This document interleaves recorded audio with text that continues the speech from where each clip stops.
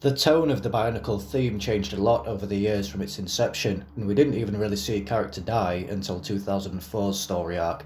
But if we scour the annals of Bionicle lore, we can find the demise of some characters that make Likan's death look like relaxing on the tropical shores of Matanui. In no particular order, here are 5 of the most brutal deaths of characters in the Bionicle lore. First we have Karapar, the brute of the Baraki. Centuries of hypnotic meddling by Takadox had slowly addled his once much sharper mind. Following his unsuccessful battle with the Tawamari to claim the Mask of Life, Karapar was recruited into the Brutaka-led strike team to free Miserix from his imprisonment. It is during the team's weapon stop on Trenkrom's island that Karapar's 100,000-year-old life comes to an end. After being trapped by the primordial entity, Karapar attempts to strike Trenkrom in an ill-thought-out ambush.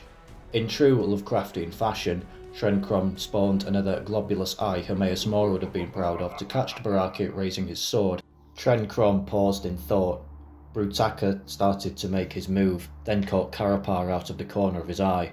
The Baraki was raising his sword to strike the entity. It was too late to shout, too late to stop him.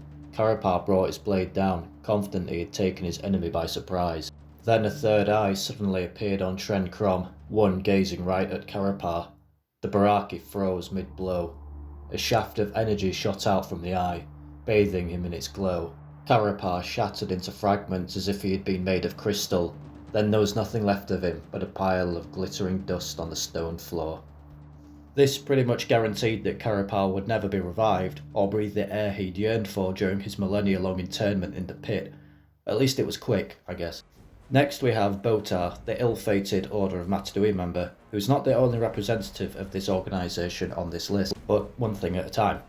The being responsible for placing our previous character in his prison met his end during the events of Destiny War, killed off arguably quite unceremoniously, off-screen. As Brutaka's Suicide Squad faced their trials trying to reach Miserix, Botar's mission was to support them by delivering a cache of weapons.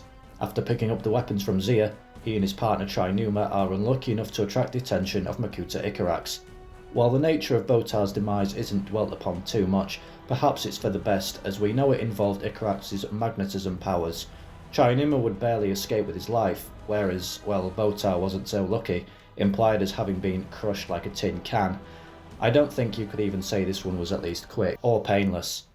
Thirdly, there is Sidorak, the only character death on this list that we get represented in visual media. The only thing equal to the ridicule this character gets is the brutality of his death, all because it never crossed his mind that someone else might have been more cunning than even him.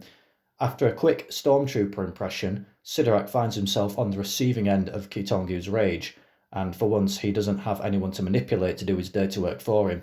Bewildered and alone, Sidorak is pretty much pounded to dust by Kitongu's fists, his body becoming so mangled that he would never be able to find himself revived by the Red Star. What makes his death poetic, as it is brutal, is that it was Sidorak who led the invasion of Kitongu's home island, resulting in the death of nearly all his kin. Good job, Kitongu, I guess. Sidorak's manipulating and cowardice is finally over. But I can't defeat him myself! I know. Brutaka?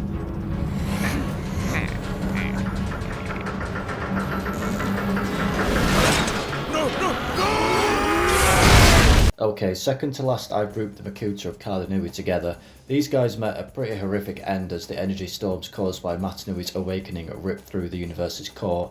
Having already been blinded by the power of the Igniter, Antros, Chirox and Vampira perished in a disorientated panic. If that wasn't bad enough, the Makuta, lucky enough to keep their eyesight, could only accept their fate as the storm raced towards them. Vitil failed to teleport and was claimed by the storm. Krieger killed by Gorast when his intangibility power was made to go haywire, erasing him from existence. Gorast, deranged but loyal to Pteridax to the end, solemnly waited for death as she was the last one to realise they had been duped. I have a lot to say about this, but, well, that's for another video.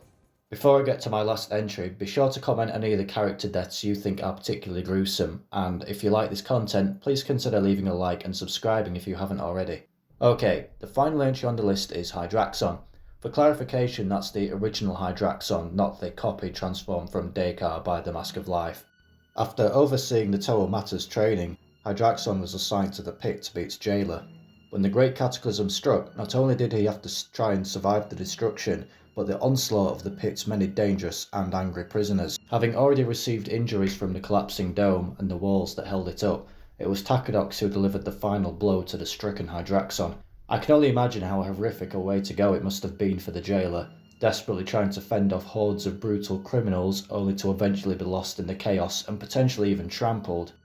Hydraxon hovered in the water, wrist dagger poised to throw, Kodak revolving blaster aimed right at Nocturne. "Far enough, runner," he said. "Drop the mask and surrender." Nocturne was very confused. "You're Hydraxon," he said. "Back when the earthquake hit and we all escaped into the black water, Tacadox killed you.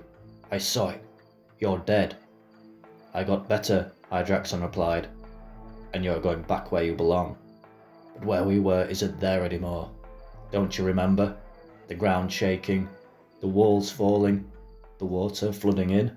At least he came back, but that first death can't have been fun.